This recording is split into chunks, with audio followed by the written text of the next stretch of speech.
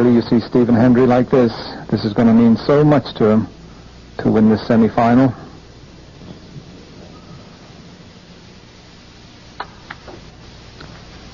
So just to think, but what a tremendous battle this man has put up. And everything possible. 1 hour. 18 in the 17th frame of this wonderful semi-final has cost Peter Ashton victory. Stephen Hendry going through to the final by 9 frames to 8. And the crowd stand and applaud a wonderful match. Very difficult to get snookers where they are.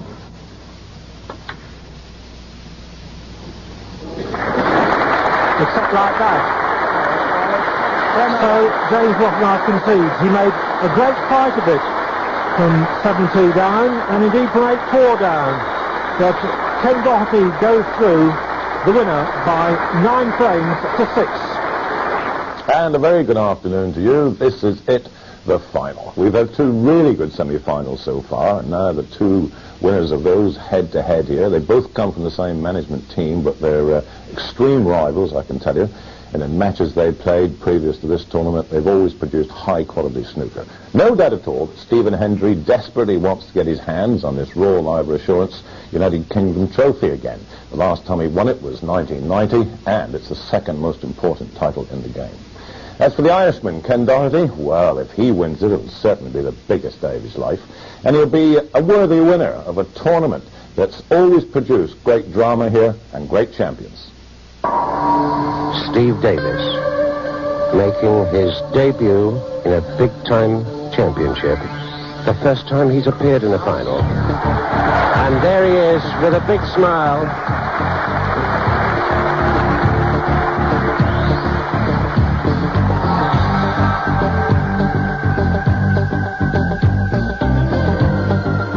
This surely then the end. And Terry Griffiths becomes the UK champion.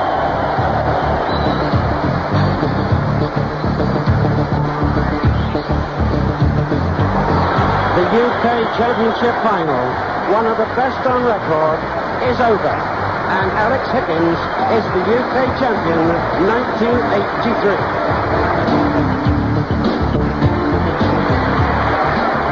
But I would like to offer my commiserations to Stephen Hendry. I mean, I know in the future you're going to see an awful lot of this guy. I mean, to me, he's my number 1. Steve?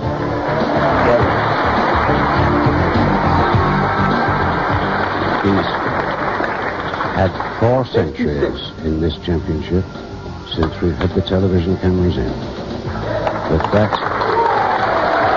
And Steve Davis, the world champion, the sportsman he is, comes forward to shake the hands of young Stephen Hendry, the young 20-year-old Scot, who gains everything he set out to do and gets the UK Championship title.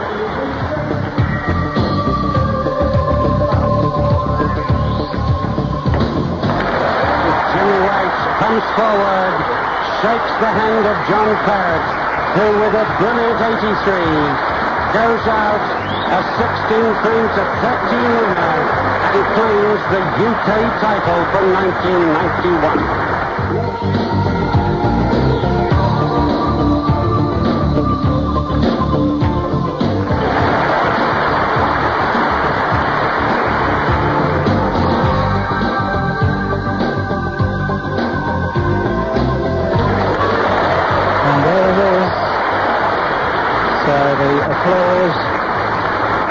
Fractionally premature. But there it is. Just listen to that applause for a really wonderful champion. It's about time.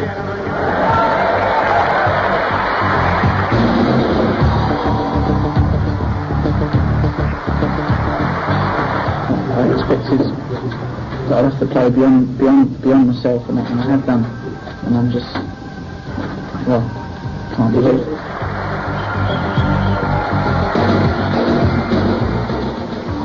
Yes, some of the moments from our years here at Preston Guildhall. The memories come flooding back. And now today, well, live coverage of the whole of the first session, the final here this afternoon, and 3 more nice programmes this evening. I'm sure we're in for quite a final.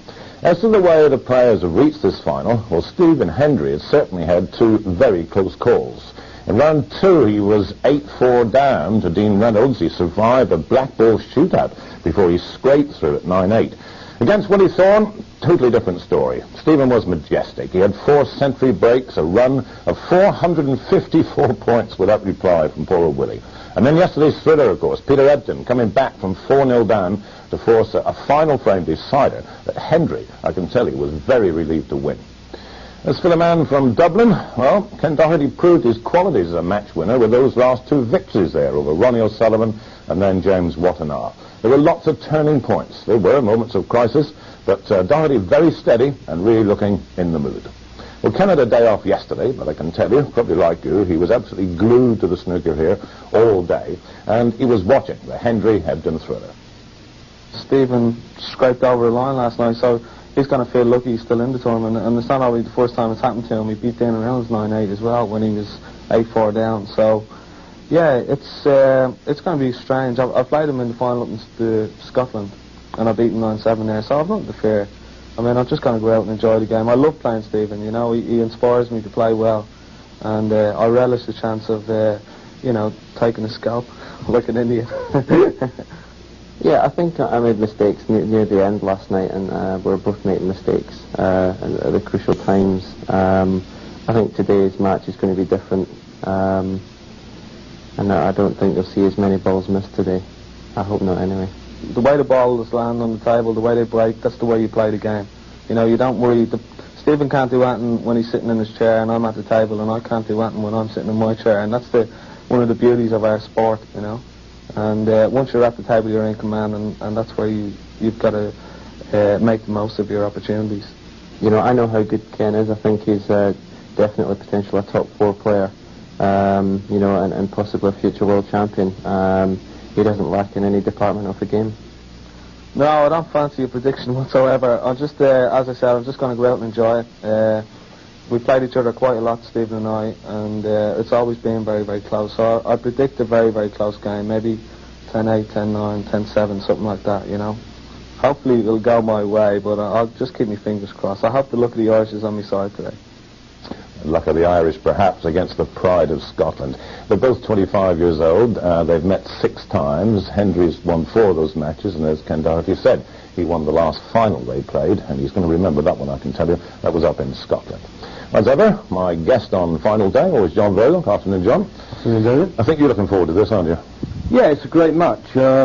Stephen Hendry has produced all the qualities you'd expect from a world champion, world number 1 in this tournament. He's looked as though he's been out of the tournament a couple of times, but he's kept battling away.